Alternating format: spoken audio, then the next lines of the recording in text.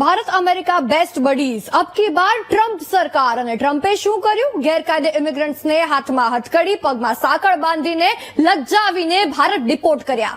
અરે illegal એલિયન્સનો tag આપી દીધો. યાદ ના આવી ભારત સાથેની મિત્રતા? વિદેશ મંત્રી એમ કહે છે કે નિયમો હોય એ રીતે બધું કર્યું. મિત્રતાનું માન રાખીને સન્માનથી ડિપોર્ટ નતા કરી શકતા શું? અરે ભારત સરકાર રિક્વેસ્ટ નથી કરી શકતી. વિચાર કરો કેટલા કલાકો આવી રીતે તેમણે કાઢ્યા સાંકળથી બંધાઈને. એમને માનસિક રીતે કેવી અસર થઈ હશે. આ પહેલા જેલમાં બંધ કેવું અમાનવીય વર્તન કર્યું હશે એમની સાથે.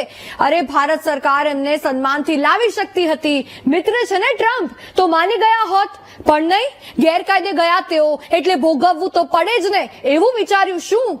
અને આજે જે તમામ અમેરિકા જવાનું સપનું જોવે છે ને, તેમને ખાસ કહેવું છે, પ્લીઝ લીગલી જજો. આમ ગેરકાયદે ન જતા.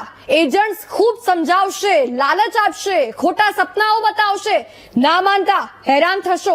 તમને કદાચ તમારા મિત્રો કે ફોલોઅર્સ કહેતા હશે કે તેમના સોશિયલ મીડિયામાં કદાચ તમે જોતા હશો કે ખૂબ સારી લાઈફ છે એમની, પછી તમે ત્યાં જશો પછી. પણ એવું નથી હોતું.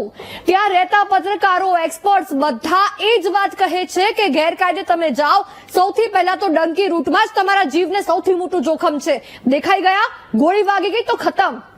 કેટલાય મહિનાઓ લાગે ત્યાં પહોંચતા. કેવી કેવી રીતે જવું પડે હેરાન થઈને. અને એમ તો વિચારતા જ નહીં કે ત્યાં જઈને બધું સારું થઈ જશે, ઘડીક વારનું સ્ટ્રગલ છે આ, બસ નહીં.